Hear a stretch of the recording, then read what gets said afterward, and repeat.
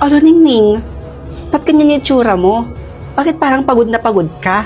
Tumakbo ka ba? Alam niyo mga ate, nakita ko si Kuya Thomas kanina. At aba, may kasama na siya kaagad ibang babae. Alam niyo kung anong ginawa ko sa kanya? Pinagbabato-bato ko siya nitong hawak kong mga notebooks. At pinagsabihan ko rin siya ha. Sabi ko, duwag ka at hindi mo kayang panagutan yung pinagbubuntis ng ate ko. Luningning naman, bakit mo naman ginawa yon? Eh ano naman yung sinabi niya sa'yo? Ayun, sabi niya sa akin, umalis na daw ako sa pamilyang to, bago ko pa daw pagsisihan ng lahat. Alam mo yun, ang weird niya ha? Ano yun, joke? May malagim na sikreto daw yung pamilya natin, kaya hangat maaga pa raw, umalis na lang daw ako. At hindi daw siya ang ama ng pinagbubuntis mo, ate. Eh, sino ama ng batang dinadala mo? Eh, siya naman yung naging boyfriend mo, di ba? At wala nang iba. Siya lang naman yung gumagalaw sa'yo gabi-gabi at naririnig ko dyan sa kwarto ninyo. So, sino pa yung maging ama ng dinadala mo? Kundi siya lang, di ba? Patawa siya. Iyang dinadala ng ate Jowan mo at itong anak ko at yung magiging anak mo magdadala ng biyaya sa tahanang ito. Hindi ka pa buntis, pero pagsapit ng 18 mo, pwede na.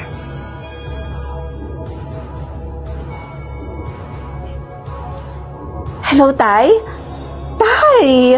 Kamusta na po kayo dyan? Teka, bakit hindi na po kayo umuwi dito? May problema po ba? Nagkagalit po ba kayo nila ate? Ano po? Sabihin niyo sa akin, Tay.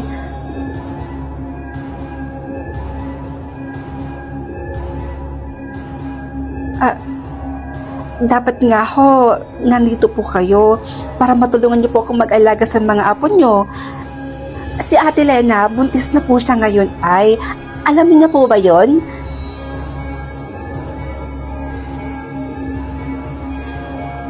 Tay, ano pong pinagsasabi niyo? Hindi ko po kayo maintindihan.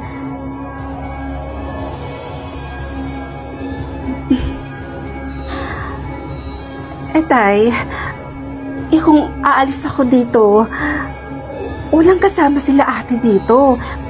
Paano naman po sila?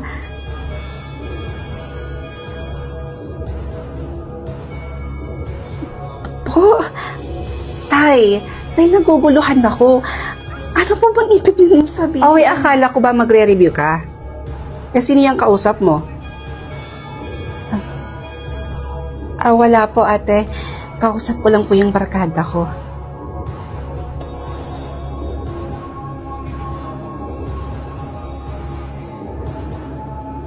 Oh, gising ka na pala. Halika na at sumabay ka na sa akin kumain. Ate, nasan po si Ate Didit? Pina-check up niya yung anak niya. May sakit kasi.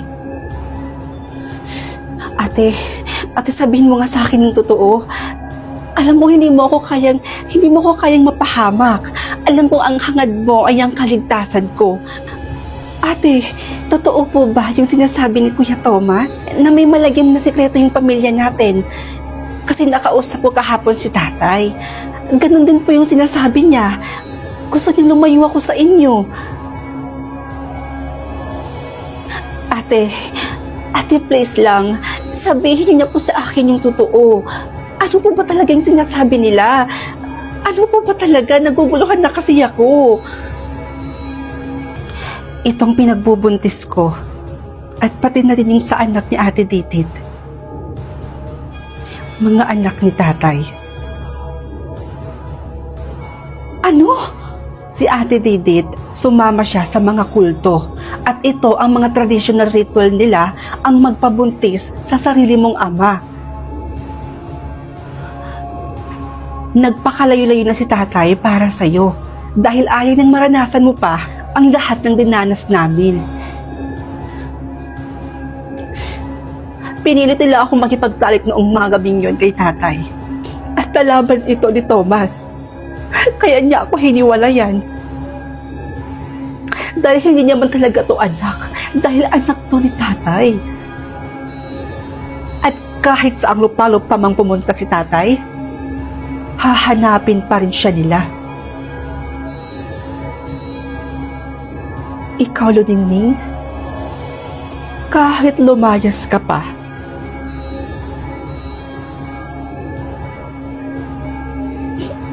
wala ka na ring takas.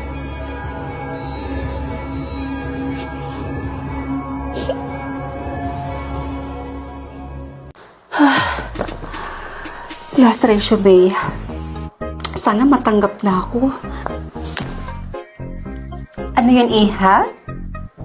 Ay, hello po. Magandang araw po. Ako nga po pala si Via. Via? Via, ikaw ba yung girlfriend ng anak ko?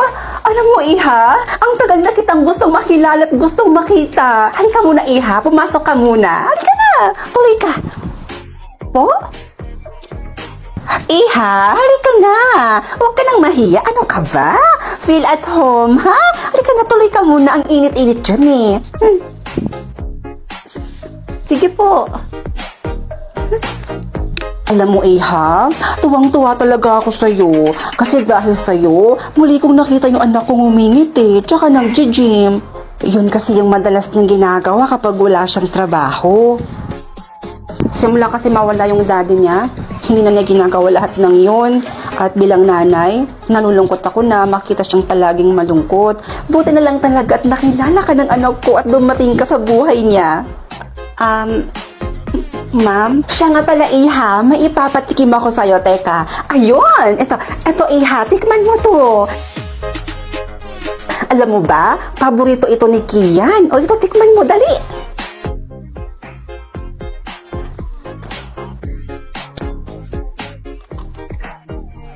Masarap ba? Oho, masarap ho.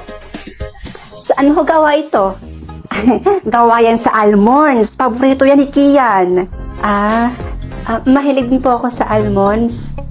O siya, sige, halika muna. Pumunta tayo sa kwarto ni Kian. Ipapakita ko sa'yo. Halika. Halika, bilis!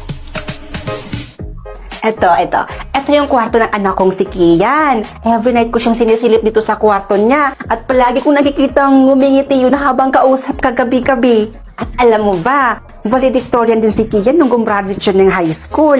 Ay nako, ang talinong bata. Nga pala, Iha, nag-kiss na ba kayo ng anak ko? Po? Ay, ano ba naman ako? Ba't ko pa kasi tinatanong yung alam ko naman yung sagot, di ba? Normal lang yun, Iha. Ano ka ba? Sabi ko nga sa kanya, gusto ko nang magkaapo eh. Speaking, alam mo ba, sobrang cute ni Kian nung bata. Halika, ipapakita ko sa'yo yung photo album namin. Halika, dali. Ito siya, Iha. Tignan mo. Ito. Ayan siya, oh. Diba? Ang cute niya talaga nung bata siya. Alam mo talaga dati, Iha, akala ko bakla talaga yung anak mong si Kian. Kasi tingnan mo naman dito, oh. Palaging manika yung hawak niya dito sa picture. At buti na lang, sinabi niyang nagkaroon siya ng girlfriend at Via ang pangalan. 3 years ago na yon. O imagine, 3 years ka na niyang hindi pinapakilala sa akin. At ngayon, tingnan mo, nakakausap na kita at nakilala na kita. Ang sama ni, oy. Kiakatay ba? Ma'am, nandito lang po talaga ako para sa... Kasi gusto ko nang magkaapo. Sinabi ko kasi yan kay Kian. Kaya sigurado akong sinabi niya rin yan sa'yo. Kasi naman, hindi na ako bumabata. Patanda na ako ng patanda. At ang gusto ko, maabutan ko pa yung magiging apo ko kay Kian. Mom, I'm home. Nandyan na yung future husband mo, ha? Ay nako, sigurado akong magugulatin na makita kang nandito. Halika, puntahan natin siya. Ate, ano nang gagawin ko? Nandito lang naman ako para mag-apply ng katulong eh. Uy, hi anak! Alam mo anak, na-meet at nakilala ko na yung girlfriend mo. Oo, nandito siya mismo sa bahay natin. Ha? Girlfriend? Nasaan? Lagot. Ay, teka anak, tawagin ko. Via! Via, iha, halika na. Lord, kayo na po bahala sa akin.